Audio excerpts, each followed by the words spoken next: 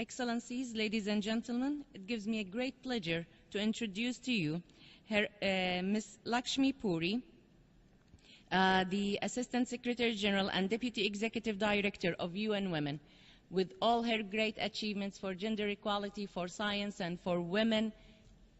Ms. Puri.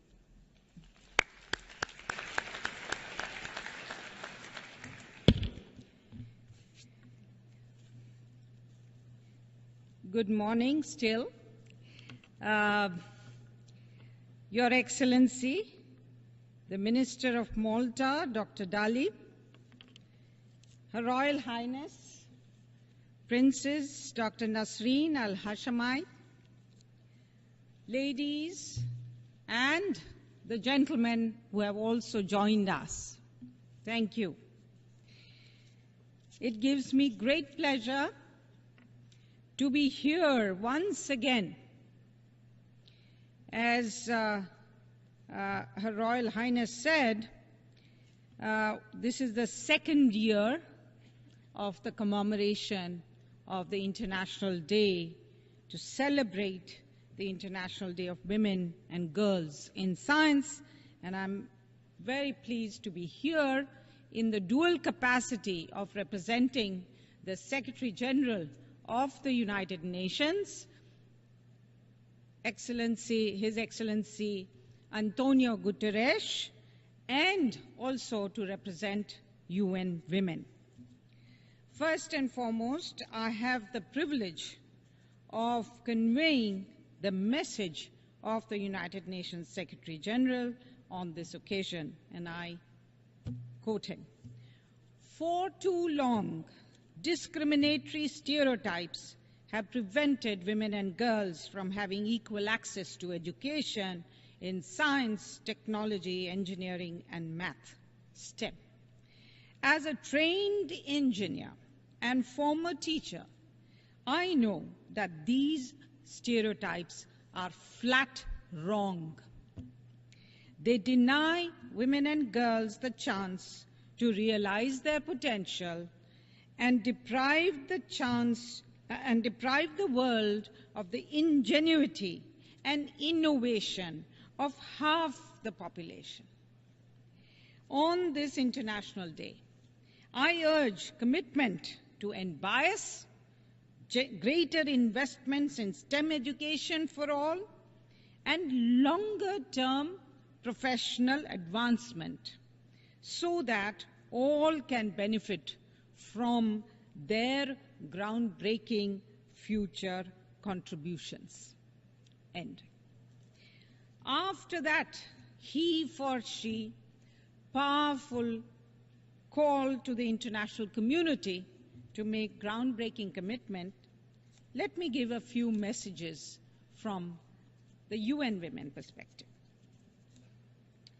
Firstly, full and equal access to and participation and leadership of women in science, technology, and innovation, and their being able to benefit from STEM has been recognized as an imperative for achieving gender equality and women's empowerment. Equally, women and girls' STEM participation is seen as a key contributor to filling the larger STEM human resource deficit. We must not forget that there is a larger human resource deficit in the STEM area. Second, the STEM gender gap continues to be wide despite years of recognizing women's and girls' participation in it as a human right. The existence of the gap as a demonstrative area of inequality, and the international community vying to do something decisive about it, including through the Commission on Status of Women 55 agreed conclusions of 2011 and the 2015 UNGA resolution on the theme that was mentioned earlier, and which is why we are here today. gaps remain wide and persistent in STEM fields at graduate, postgraduate, doctorate levels. 18, 8, and 2% in a 14-country survey that was done, as well as professional scientists, engineers, mathematicians, STEM teachers, researchers, and inventors. This is so not only in developing countries, which perhaps could have been expected, but also in developed countries. And many of these figures remain stubborn despite professions of attempts to change it. Typically, it is a reflection of two major gender gaps. The education gap, which was referred to by the PGA, especially secondary and tertiary education, the training and skills development gap that still persists in most countries, particularly for girls and young women, as well as the decent work and productive employment gap.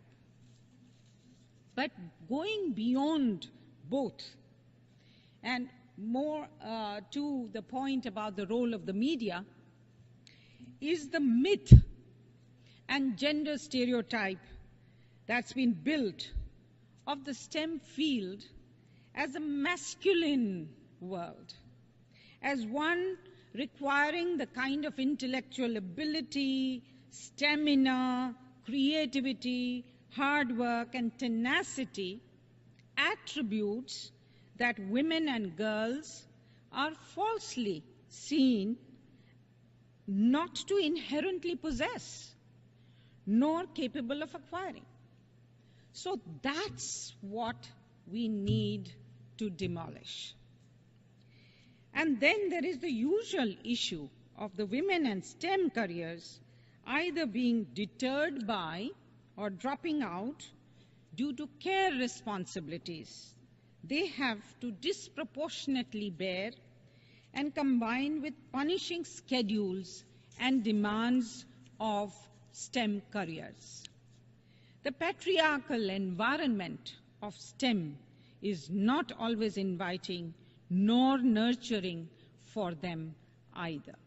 And, you know, the reference was made to hidden figures, and you could just see, quite apart from the intersectionality of race, you could quite see how male-dominated that environment was, how unwelcoming it was to women.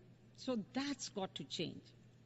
The fifth issue is the vicious cycle of there not being enough women in STEM as role models to inspire and embolden others to join, finish education and training, and rise in STEM careers, and be visible leaders and award winners, not hidden figures.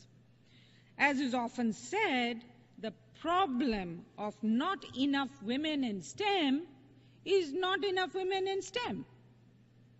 So we need to see those visible role models. So what do we need to do to create and foster an ecosystem that nourishes the interest, talent, and intellectual capital of girls and women in STEM education, training, and careers?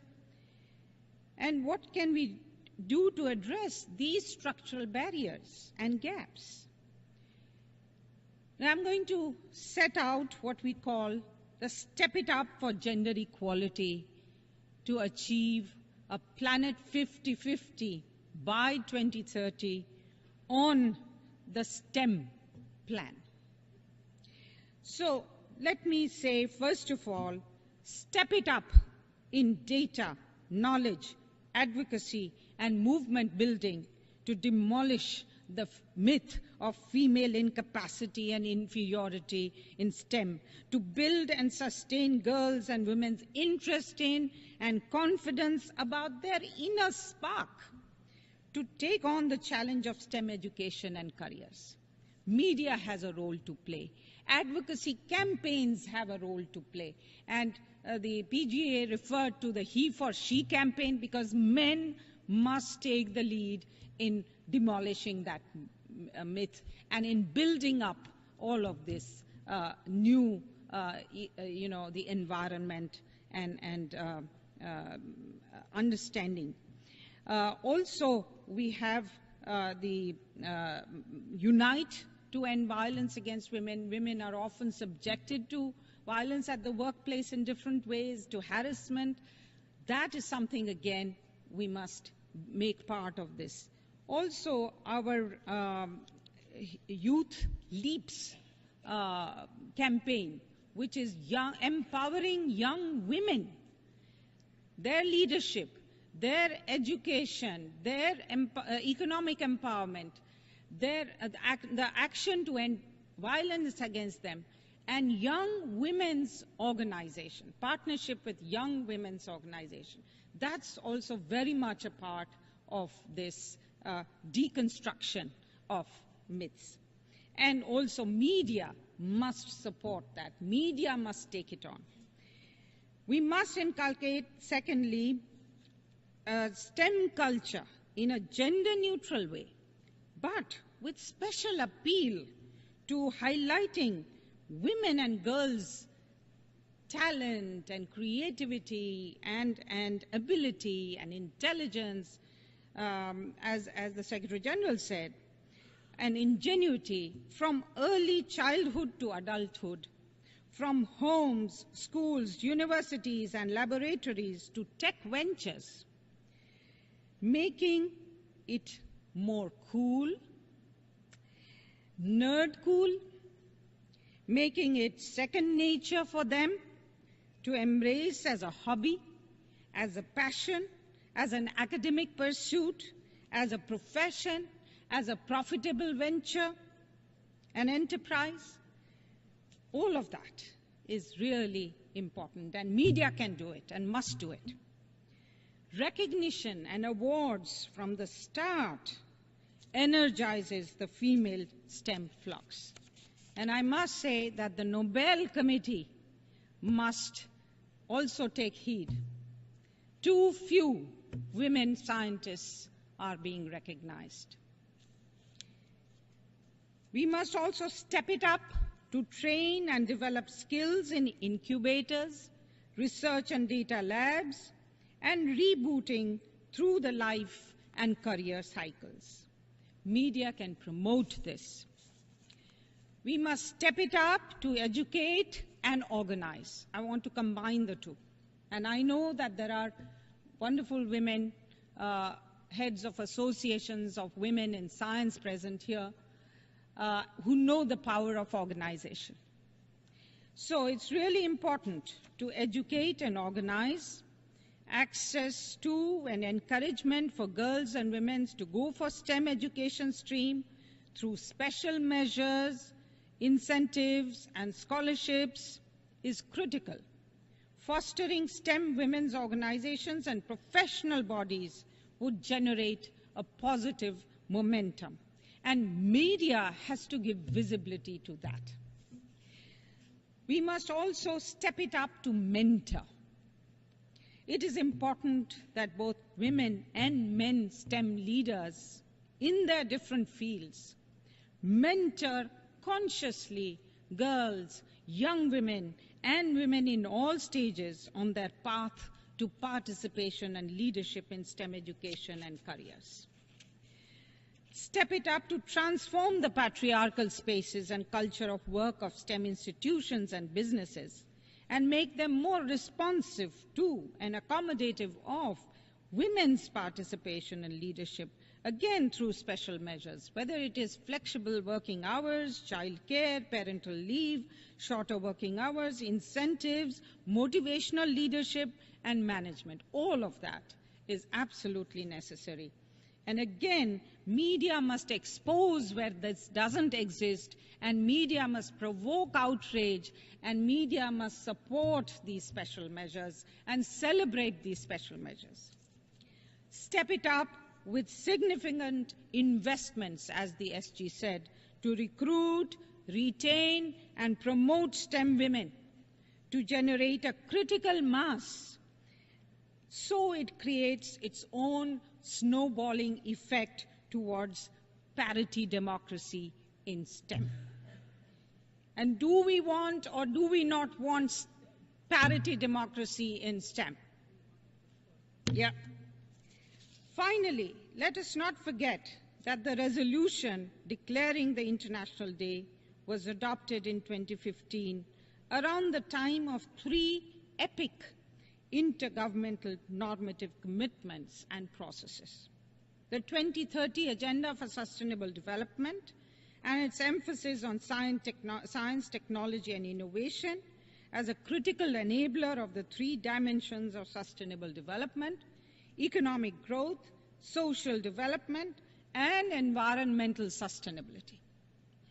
Women's empowerment through STEM is a vital enabler and beneficiary of these 3 aspects of sustainable development, just as was said by Her Royal Highness that STEM is a big enabler of sustainable development.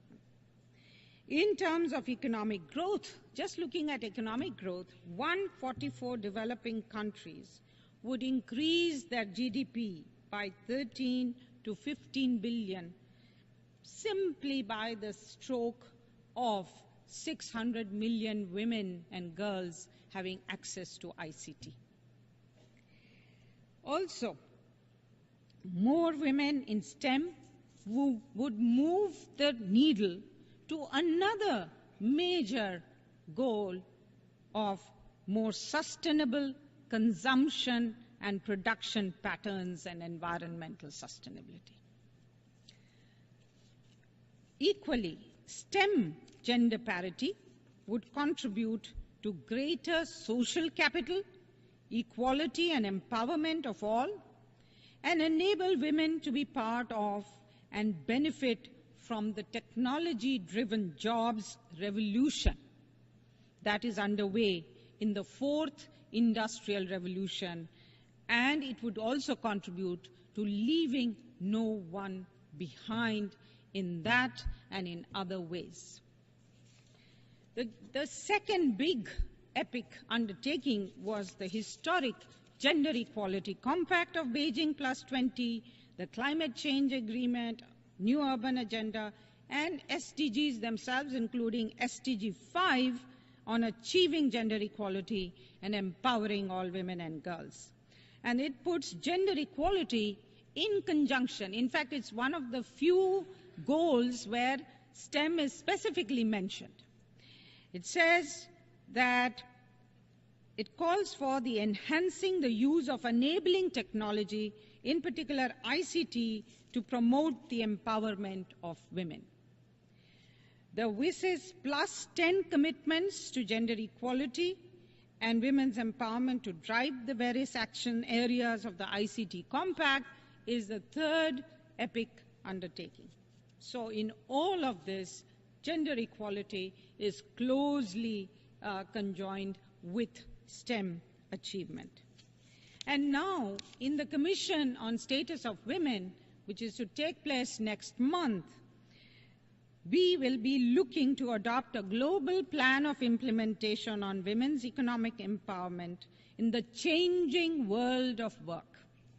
And it will very much reflect on how STEM developments are changing the world of work and how gender equality can and should be ensured and achieved through women's equal and full participation and leadership in this labor market transformation and in the creation and securing for women and girls, or for young women and women of all ages, of what we are calling new collar jobs. So on this day, we need to pledge to live up to these commitments and to translate them into results and impact at all levels: global, regional, national, and local, involving all stakeholders, educational institutions, private sector and governments, scientific and professional bodies of men and women. UN Women stands ready to continue to work in this area at all levels with relevant partners to advance this agenda. Together, we must galvanize the global community to ensure full accountability. Everyone must have accountability. That's why the needle hasn't moved as fast as we would have liked. So if we are to reach parity by 2030, we need accountability.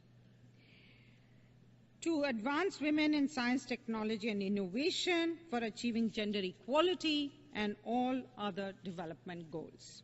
Together, we must ensure that women's participation in science, technology, and innovation is not the exception, but becomes the norm of life, of work, and of learning.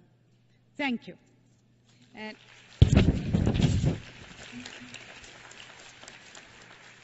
thank you, Excellency Puri, for highlighting the fact that we must address the STEM gender gap, and also the gender gap with regards to the training and skills of women. Also, we will be very happy to follow up this work in March at the CSW, so that there will be continuity. I mean, we are working for the same cause, so the more work there is to put forward this agenda, the better. So thank you again, as ever, Your Excellency Puri.